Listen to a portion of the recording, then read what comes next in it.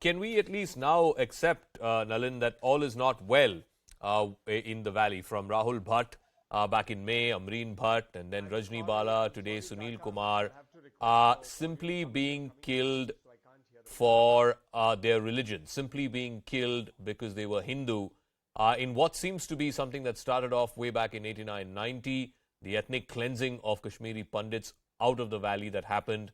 That seems to be continuing trickle by trickle even today.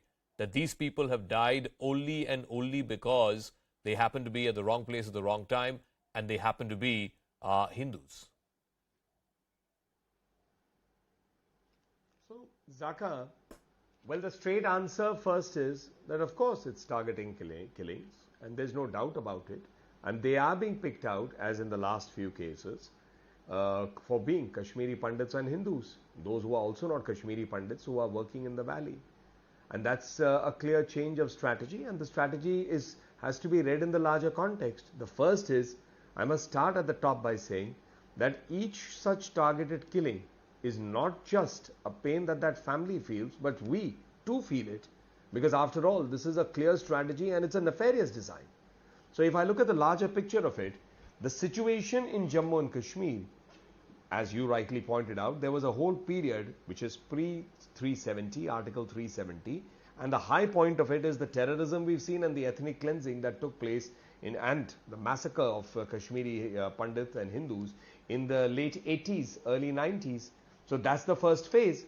If we now look at it, moving from there, different governments over time have tried to deal with terrorism. In a post-370 situation, there is a sort of an attempt of mainstreaming, not just those who had moved out of the valley, which is Kashmiri Pandits, but also the larger population there. And in that context, if you look at what the Honorable Lieutenant Governor had said recently, a couple of days ago and yesterday, is that the Har Ghar Tiranga, the national flag, national anthem, generally in terms of what has happened with the general condition there, whether it's tourism or etc., has been one whole attempt at mainstreaming.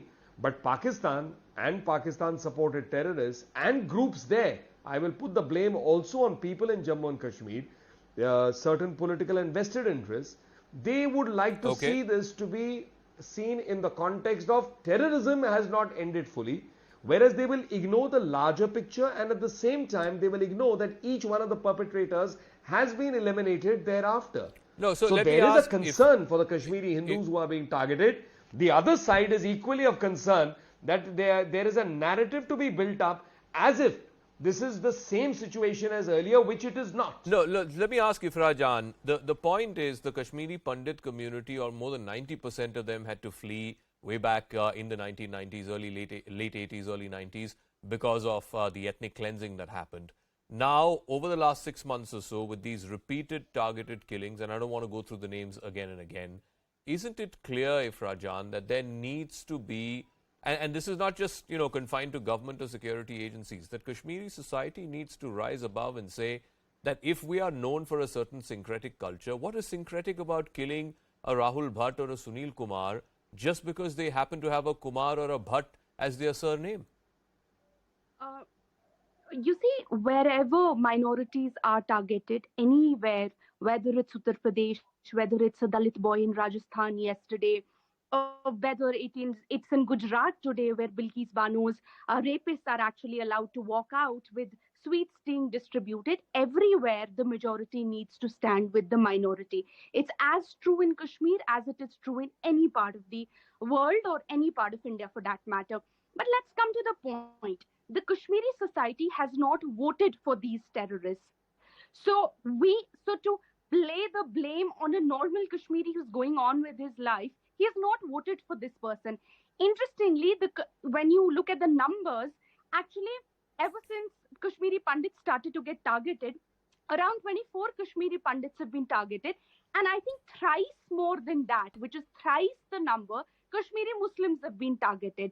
So nobody in Jammu and Kashmir at this point, under the BJP government's security apparatus, is safe. Whether it's a Kashmiri Pandit, whether it's a Kashmiri Muslim, whether it's a Kashmiri Sikh, or even those migrant laborers who had actually come from outside. That is point one. The No, second but point, I would Ifra like Jan, to- no, can I? What I'm asking on you this, is please. is I'd a like to larger comment on question. this, One please. second. It's a I larger would question to of there seems to be a certain mentality, there seems to be a certain ideology which has taken root in Kashmir that, oh, these are all outsiders, we need to chase them out, we need to cleanse them out. And I don't see even, and I'm sorry to say this, I don't see even mainstream political parties going beyond. Of course, you'll put up tweets of condemnation, maybe spokespersons will have Yeah. statements to make. But beyond that, I'm sorry to say, even mainstream Kashmiri political parties are only paying lip service. I think your understanding of Kashmiri politics is extremely lacking, and I'll tell you why. When it comes to Kashmiri political parties, especially the National Conference has lost around 6,000 of its workers, including sitting MLAs, sitting ministers, to similar terror acts. We have survived, the National Conference has survived more than 10,000 deadly attacks. One of our leaders actually had 20 of his PSOs killed. It's just a small example. So anybody who says, oh, National Conference is not exactly doing, or it's not sympathetic, actually understands nothing about Kashmir and actually believes the BJP propaganda. I feel very sorry. Nalin, respond, and then I'll go to the other guests after that. Yeah, quickly. Not very complicated. That's a script.